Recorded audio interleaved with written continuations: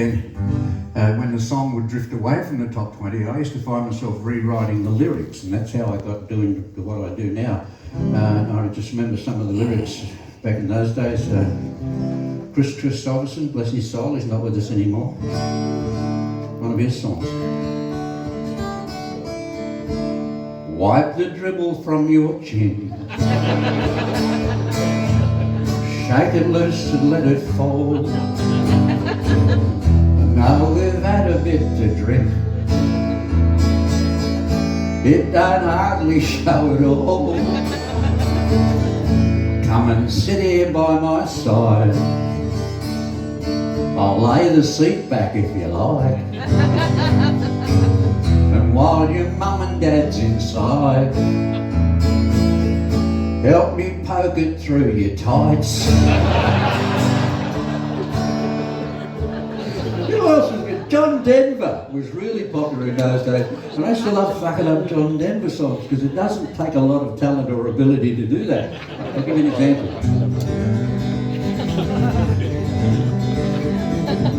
Almost heaven, I've wet my finger.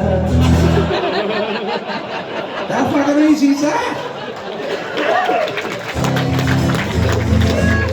You came on my pillow, made me sleep in the wet spot.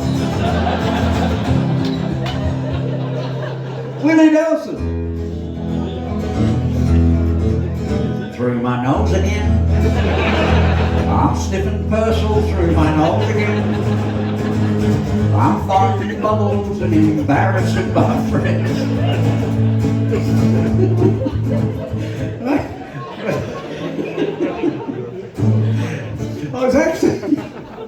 I do write serious songs from time to time as well.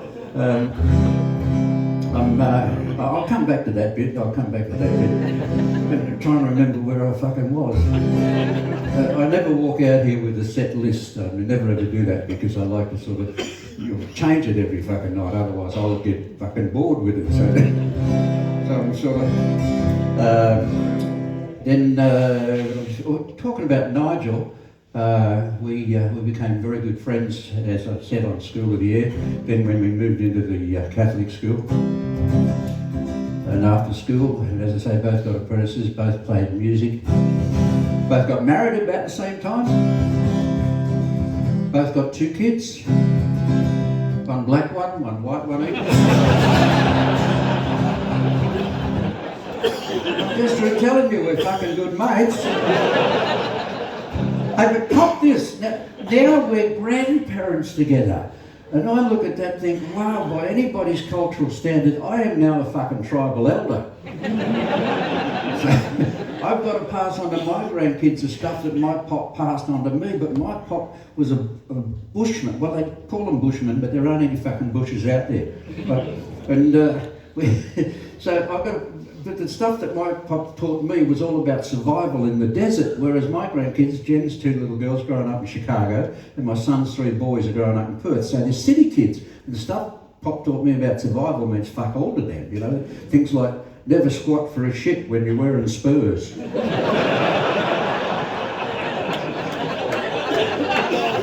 worth knowing if you live out there.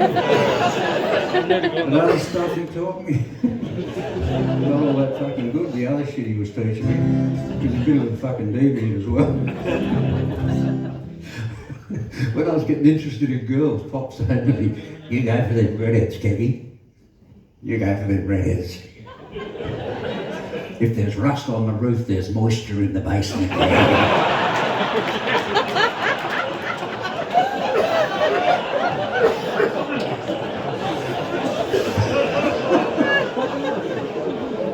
I was shit out there, he taught me I'd never ever fucking pass on to my grandkids. Like, Kalgoorlie, as I mentioned, is a desert, right? And we've got 12-year-old frogs out there don't even know how to fucking swim yet. But in spite of that, we're surrounded by lakes, but they're salt lakes, and they haven't had water in for tens of thousands of years, and they're just dried salt, compacted salt, and they're as flat as a billiard table.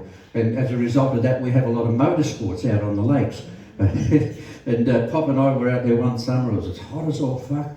We're sweating like bastards, and we're putting in some temporary fencing for one of the events that was going to take place. We're banging away on the star pickets and sweating like bastards, and Pop said, you know, young Kevin, living out here in the fucking desert's nothing but hard work. I said, Jesus, Pop, tell me something I don't already know. I said, oh, all right then, your nana loves it up the arse.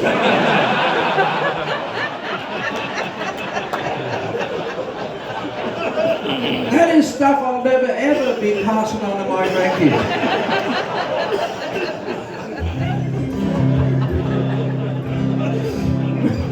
I got married there and met my beautiful wife Betty, and the thing that's kept us happy all these years is we laugh a lot. And even the very first time I met her all those years ago, there was humour involved, you know, for instance, and that's the thing that attracted me to her and vice versa. And the humour, I remember the very first gift I ever gave Betty, when you're starting to get serious and those feelings start to take over. It's a wonderful feeling. And those feelings taken over, and so I wanted to give her a gift, a special gift, and I gave her my late Nana's gold bracelet. And she was fucking wrapped in that until she tipped it over and said, do not resuscitate. Fuck, that was funny. That was fucking funny. For about 10 minutes, that was funny. Another time when Betty and I took the next step, which was getting engaged, my mum and dad had left Kalgoorlie at that stage and moved to Sydney on the other side of Australia to be with my older sister. And when Betty and I got engaged, or getting engaged, we let mum and dad know about it. And strangely enough, in a town of, at that stage, probably about 30,000 people in Kalgoorlie, my mum and dad had never met Betty's mum and dad, and vice versa. So anyway, long story short, Betty had never met them, so when they were coming across to be at our engagement party, they caught the train, which is called the Indian Pacific, which travels from Sydney all the way to Perth, right across Australia, and you drop off at Kalgoorlie, one of the last stops before you get to Perth. And I said to Betty, when Mum and Dad were agreed to come over, I said, look, you need to know that Mum and Dad are both profoundly deaf. So when you meet them for the first time, you've got to talk really, really loud and really, really slow. And I told Mum and Dad that Betty was a retard. Fuck, that was funny.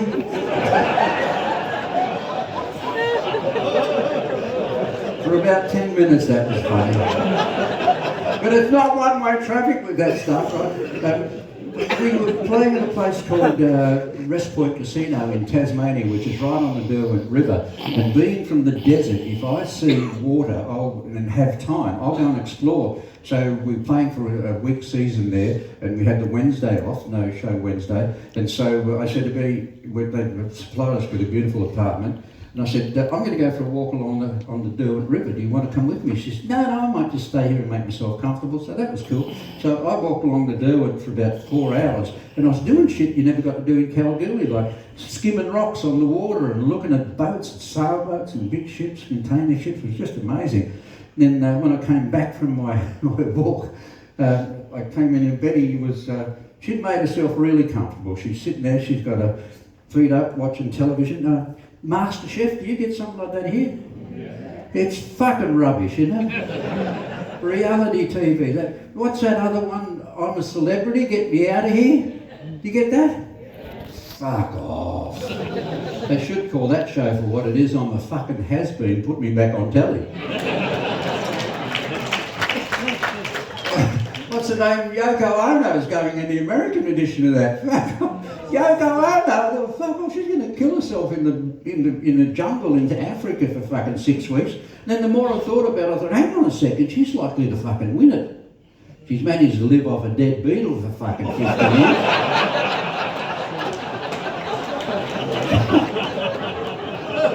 So Betty's got her feet up and she's watching this cooking show on television, and she's got half a glass of red wine sitting next to half a bottle of red wine, and under the coffee table is an empty bottle of fucking red wine. So she'd really made herself comfortable on the day off, and so I walked in from my walk, and as you do when you're married as long as us, you take the piss out of each other. There's never any malice or anything. It's just fun thing to do. It triggers conversation more than anything. And I walked in and I saw what she was watching My Kitchen Riddle. I said, what are you watching that shit for? You can't fucking cook. She didn't even take her eyes off the screen. She said, "You still watch porn?"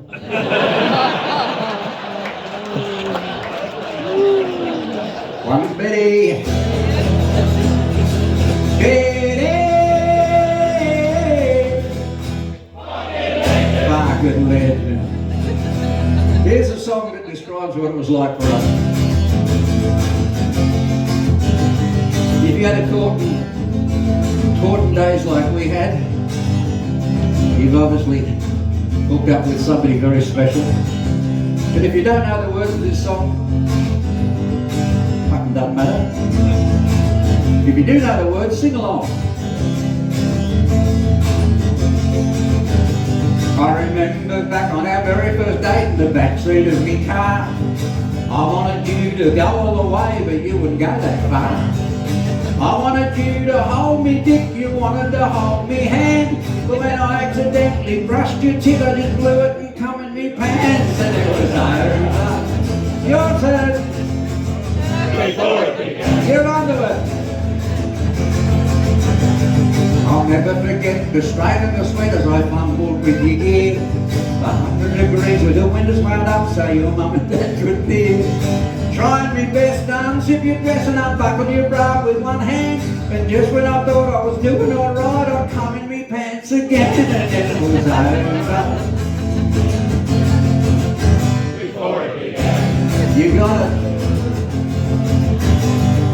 Blouses and buttons and bras and buckles and stop it, I'm getting cold. First time I'd had a tit in me mouth since I was 9 months old. I had lover's balls, you had no idea of the pitch of me passion and pain. Trying to stay cool with me knackers on fire, I come in me pants again. Oh shit again. But you wouldn't give and I wouldn't go and we couldn't seem to agree. You got the giggles and I got the shits, then you were talking to me.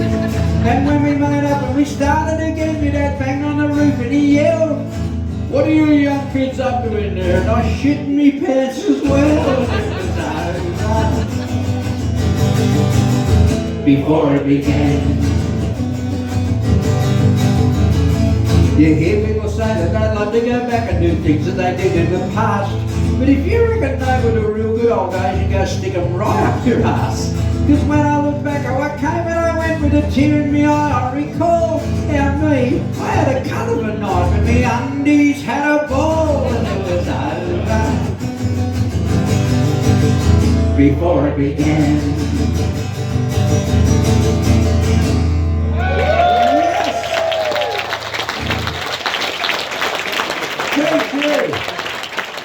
Thanks very much. I'm loving this. This is just great. This is our very first show. I don't know whether you mentioned that on this tour.